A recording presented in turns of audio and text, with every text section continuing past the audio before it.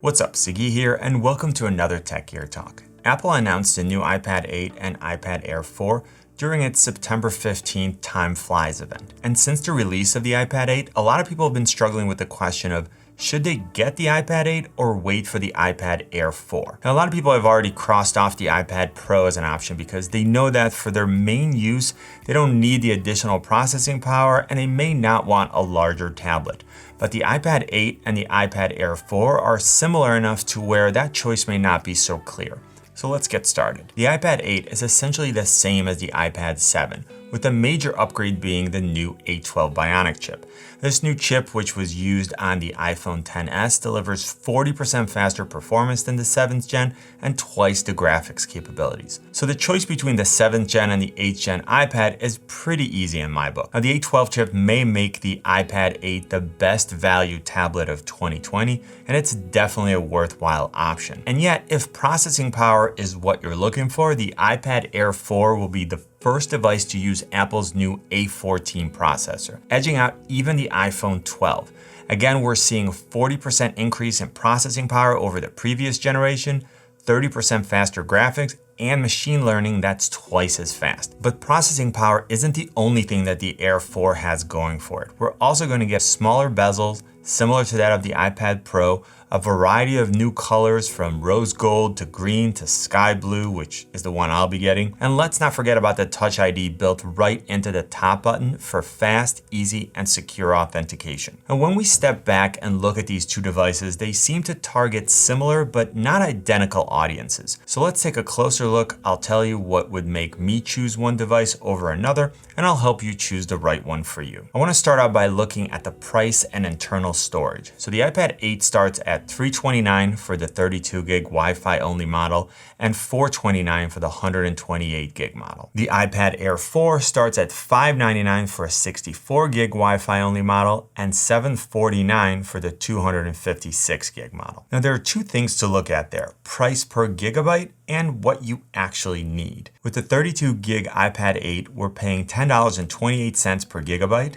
and $3.35 on the 128 gig model. On the iPad Air 4, we're looking at $9.36 per gigabyte for the 64 gig model and $2.93 for the 256. In both cases, the larger internal storage model represents a substantially lower cost per internal storage ratio.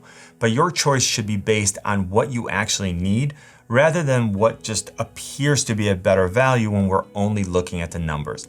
Now, if you're not sure how much storage you actually need, I highly recommend that you watch that video. Now, internal storage is only one consideration when it comes to making the choice, and as we move through the rest of the comparison, keep the price difference in mind. Next, I want to talk about the overall design and the display. Now, I mentioned this in my original review, but not much has changed between the previous generation iPad and the latest iPad 8. We already mentioned the performance improvement with the upgraded A12 chip over the previous A10, but we still have the same 10.2-inch Retina display, the same 9.8 by 6.8 by 0.29-inch body. It's virtually identical in weight, and we have the same bezels and Touch ID. Now, the iPad Air 4 design is much more reminiscent of the iPad Pro. We have the squared-off edges with much smaller bezels, and we're looking at a 10.9-inch liquid Retina display in a similar size to the iPad 8. We're looking at 9.74 by 7 by 0.24 inches and a weight of around 1 pound. So the height, width, and weight are about the same, but the iPad Air 4 is thinner and with a larger display than both the iPad 8 and the previous generation iPad 8, which sported a 10.5-inch display. Now, the iPad Air 4 also has a higher resolution screen with 2360 by 1640 versus 2160 by 1620 on the iPad 8, but this isn't really going to matter to the majority of users. Now, looking at the technology of the screen, the iPad Air 4 also has a liquid Retina display which is fully laminated, includes an anti-reflecting coating, supports a wider color gamut, P3, and offers Apple's True Tone option. Now, most of these options are going to matter more to users who are editing videos, photos, or are artists using the iPad for drawing. Aside from the display, you may also like the additional color options available in the iPad Air 4. In addition to space gray and silver, we now have rose gold, green, and sky blue, giving this model the most color options of any current iPad. Another advantage of the iPad Air 4 is that it has speakers on the top and on the bottom, so when you're viewing content or playing games in landscape mode,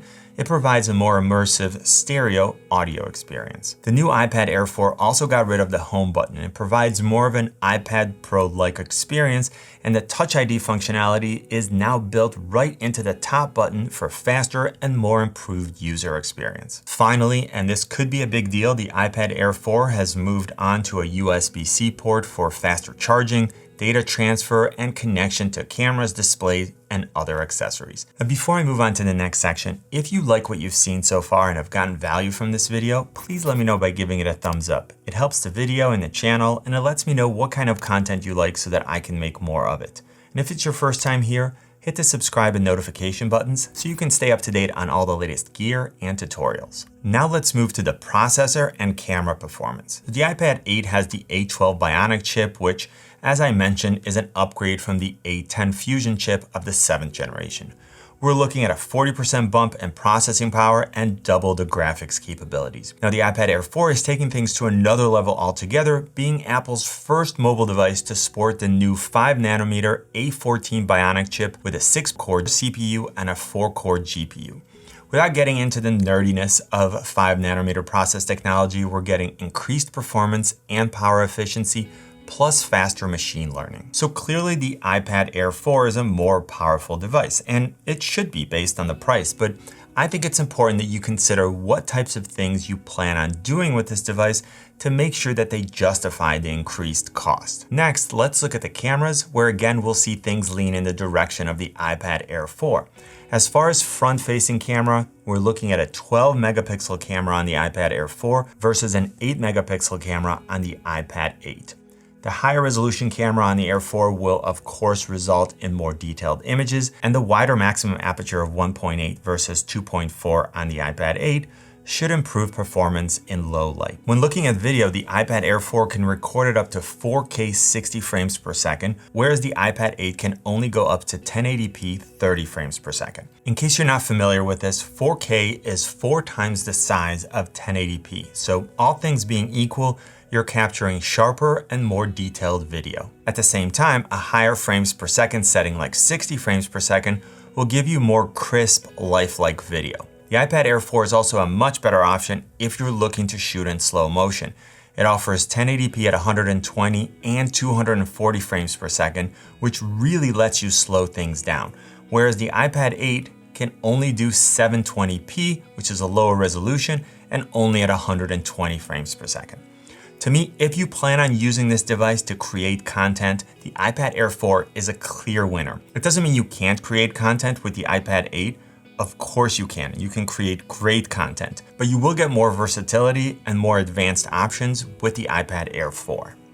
Now let's look at the front-facing camera, and again, the iPad Air 4 has the advantage with a 7 megapixel camera versus only 1.2 megapixel on the iPad 8. This is going to give you better quality for your video calls or for any content that you need to record while having the device facing you. Next, let's talk about battery life. Now, Apple reports that both devices have a 10-hour battery life for general use like surfing the web on Wi-Fi.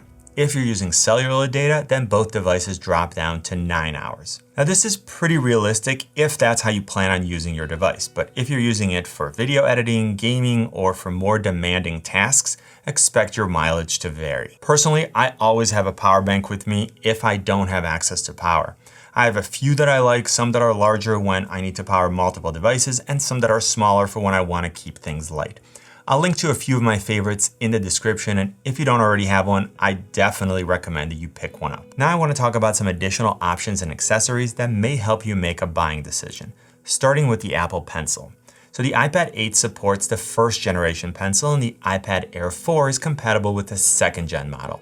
Overall, I prefer the user experience of the second gen model, so if you're a more advanced user, or even if you just want a more convenient charging solution, take that into account. Next, let's look at keyboards. Like the iPad Pro, the iPad Air 4 is compatible with the Magic Keyboard and the Smart Keyboard Folio, whereas the iPad 8 is only compatible with the Smart Keyboard. And there are other options from third-party vendors like the Logitech Slim Folio that I use with my iPad 8. But if you're only considering devices from Apple, or want specific features that the Magic Keyboard offers, this may be a deciding factor for you. And both devices, of course, also support external Bluetooth keyboards. Okay, so we looked at a breakdown of the two devices, but which one should you get?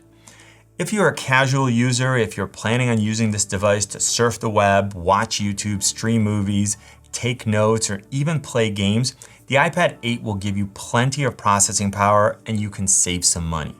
If on the other hand you need more processing power, you plan on using this device to draw, take pictures, shoot and edit 4K video, if you want higher quality video calls, more advanced Apple Pencil and keyboard options, or you just prefer the look and feel of a thinner device with smaller bezels, then the iPad Air 4 sounds like it's a better fit.